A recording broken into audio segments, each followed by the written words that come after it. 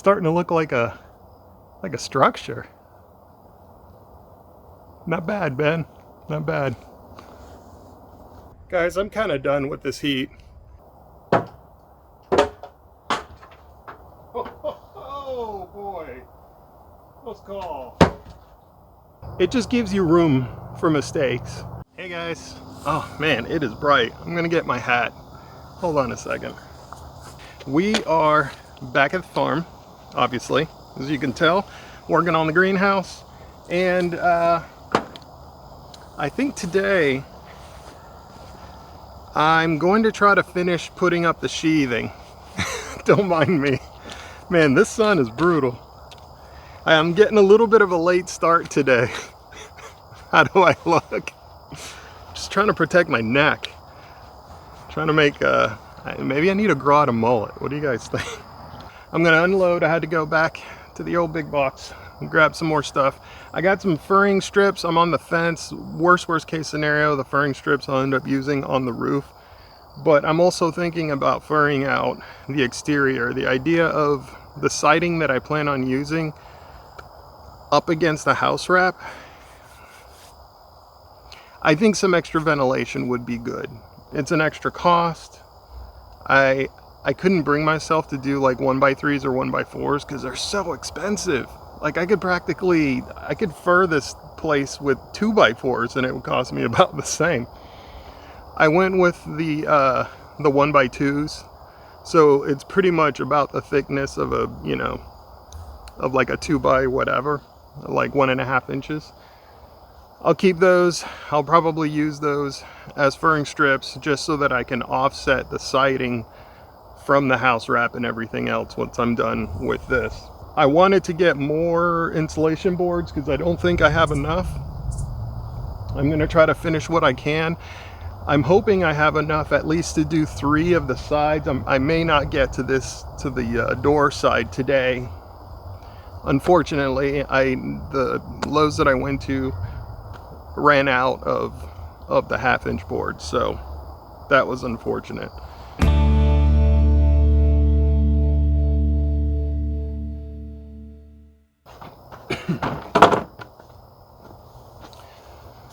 I also bought a couple of extra 2x6s just because I need to block out that wall that I may have talked about on a previous video, but I want to have a short wall down at the bottom just to help a little bit with some of that shear strength to help hold this wall down to the foundation. And it's going to give me still a nice like 8-foot tall opening here. It's going to be beautiful.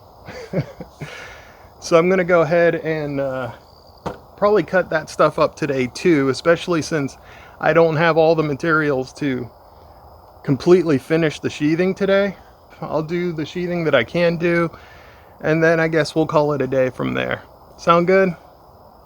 Good.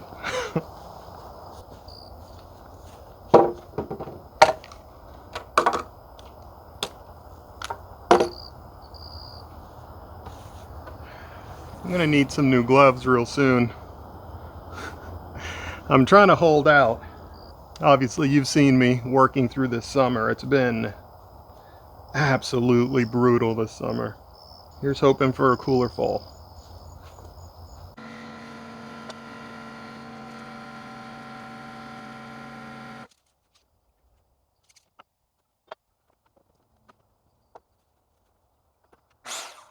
I forgot I have it set for cutting sheathing.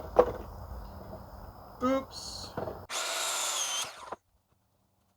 So I can't show you the whole picture of what's going on here, but I'm going to measure from the top down to 8 feet just to see where we kind of end up. And that's going to give us about 12 inches, 12 and a quarter-ish.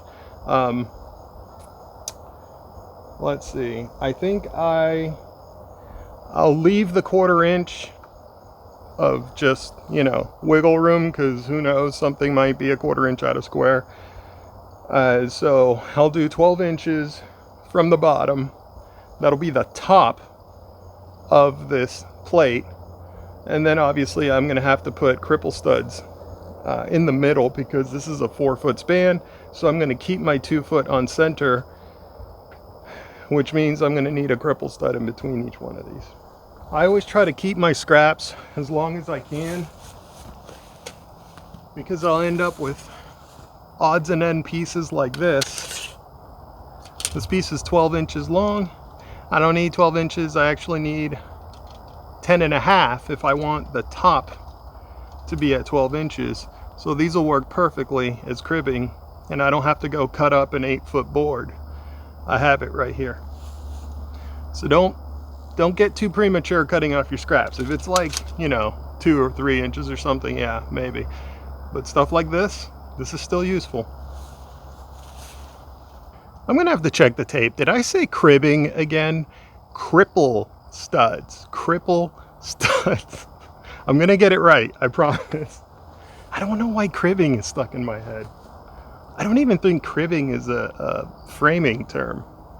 You guys let me know. I'm measuring 6 inches off the front because this is 5.5-ish. And I'm trying to save about a 1/2 inch in the front so that I can put that insulation just like I did for everything else. I'm going to nail this in first because there's not going to be a lot of room once I get the top plate here.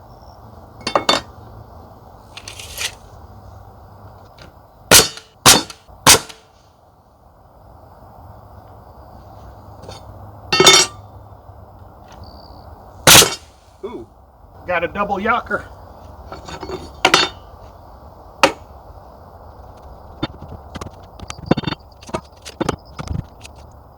Guys, I'm kind of done with this heat. The camera overheated.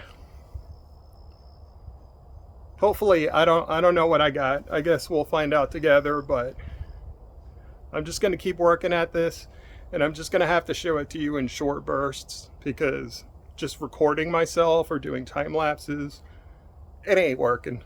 It just isn't working. It's just too hot. So please bear with me.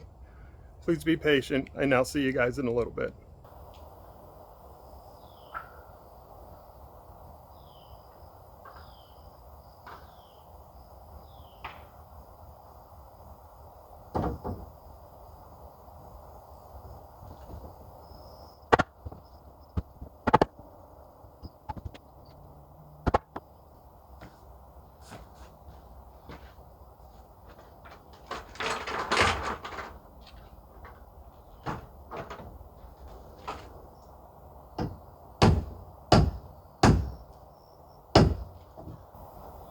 Come on.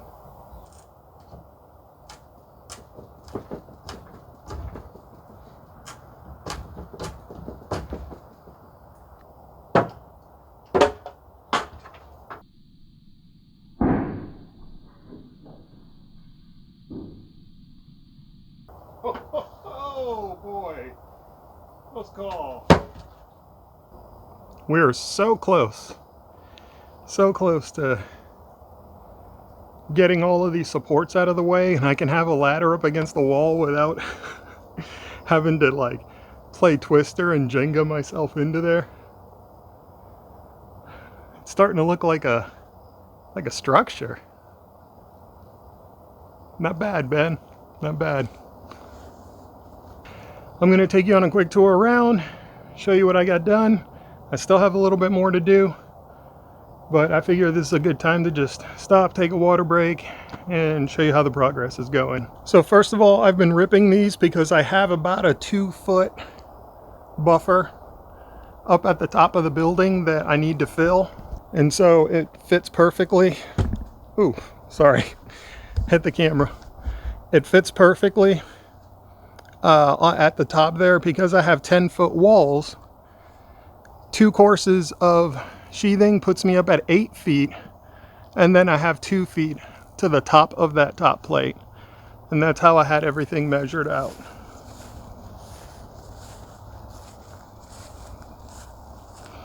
Now, as you can tell, obviously I don't have sheathing completely on this side. I still have to do that 2 foot all the way across And then here, obviously, I'll have to cut the sheathing out to fit that opening. But most of the work recently has been getting done on the back walls. So this guy is screwed in, haven't nailed anything in yet. I'm still screwing in.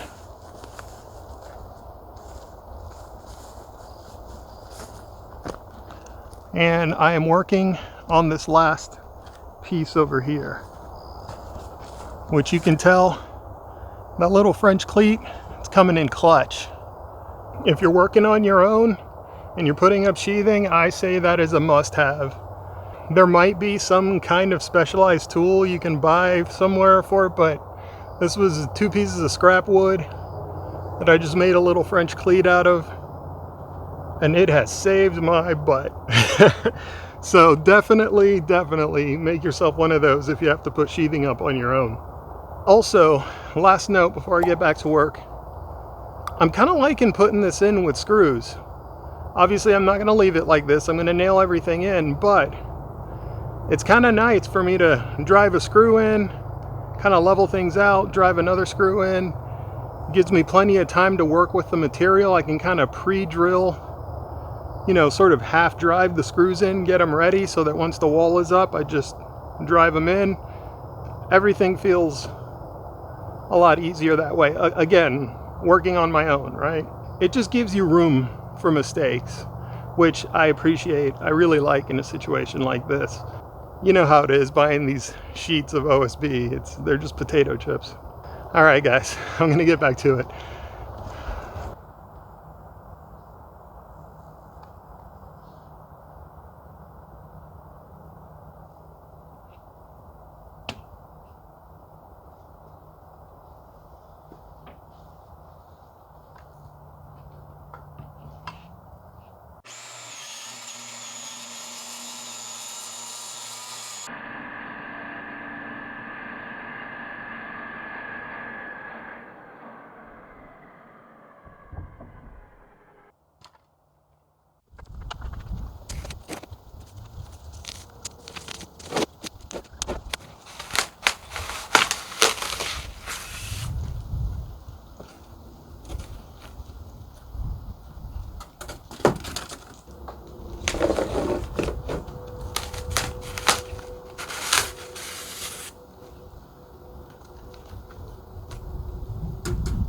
Before I cut it, I'm gonna go ahead and nail all this stuff. I haven't nailed it yet. I'm gonna do that now.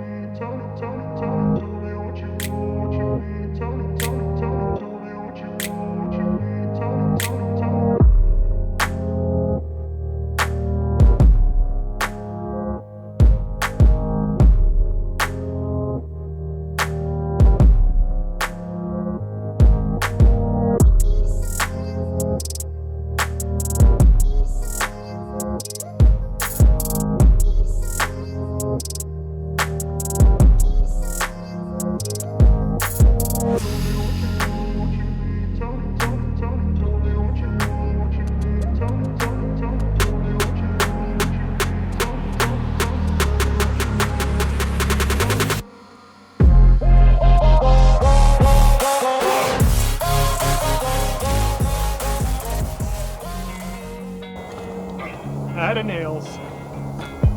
Doesn't matter. That wall ain't going nowhere.